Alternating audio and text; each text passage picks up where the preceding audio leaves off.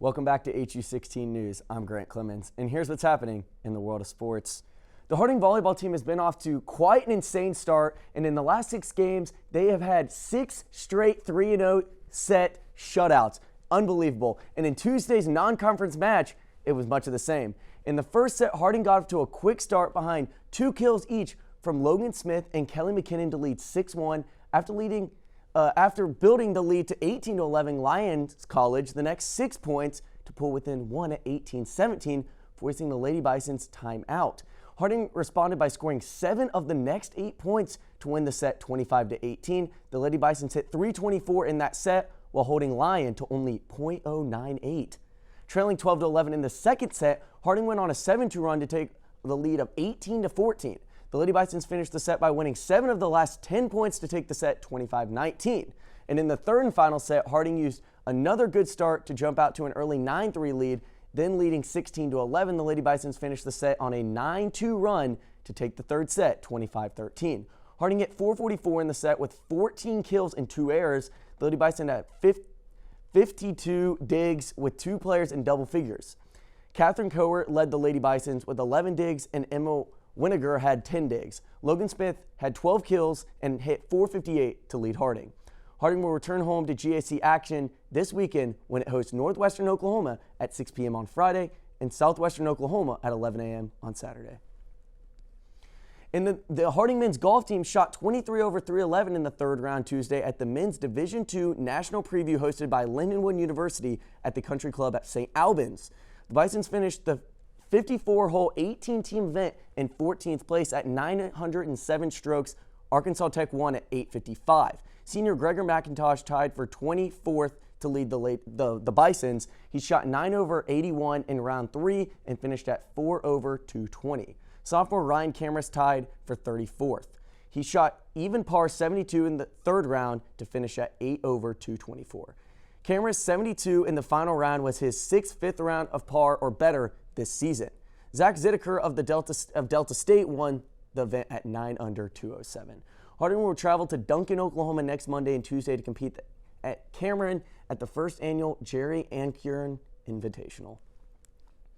From the putting green to the pitch now, the Lady Bison soccer team looks to continue their winning ways as they take on the 3-6 East Central Tigers. Harding comes into the game with a record of 4-6-1 and are coming into the game after their big win against Northwestern Oklahoma 2-0. This should be a good matchup as both teams have similar statistics this season. East Central has scored 8 goals and have allowed 23 on the season and has shot a shot percentage of .077. And Harding has scored 12 goals and allowed 22 on the season and have a shot percentage of .107. The game will be tomorrow at 5 p.m. at the Stevens Soccer Complex here in Searcy. And the men's soccer team will also be in action tomorrow at home. They will be taking on Southern Nazarene in a GAC conference matchup. The Thundercats come into the game with a struggling 2-9 record and are looking to bounce back after losing their last 2 games by 2 goals. Harding comes into the game with a record of 6-3-1 and are coming off a win to Northeastern State last Saturday. Southern Nazarene has scored 15 goals on the season and has allowed 26 with a shot percentage of .134 on the season. The Bisons have scored 19 goals and have allowed 20 with a shot percentage of .137 on the season. The game will begin tomorrow at 7 p.m. at the Stevens Soccer Complex. That will be following the women's game before that. And the Great American Conference announced that its cross-country runners of the week for the 6th week of the 2019 season.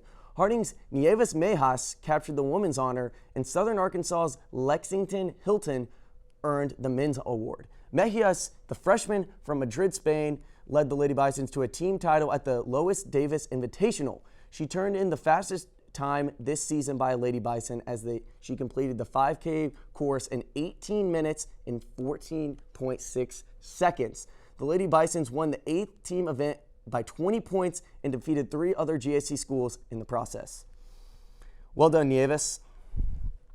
And now to the coolest thing I saw. I take you to Nationals Park in the nation's capital, where the St. Louis Cardinals are taking on the Washington Nationals in Game 4 of the NLCS. 1-1 pitch from the Nationals closer Daniel Hudson, up 7-4 in the 9th.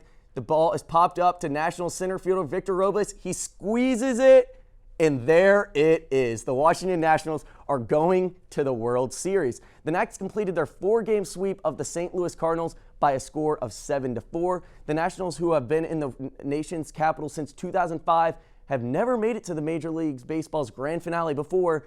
They've won 4 National League East titles, but until now, never made it past the first round of the postseason.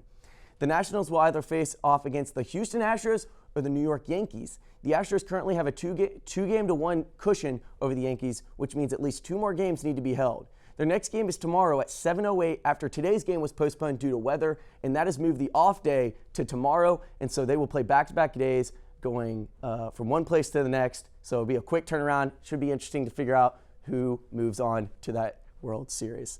Well, that's all I have for sports. Remember.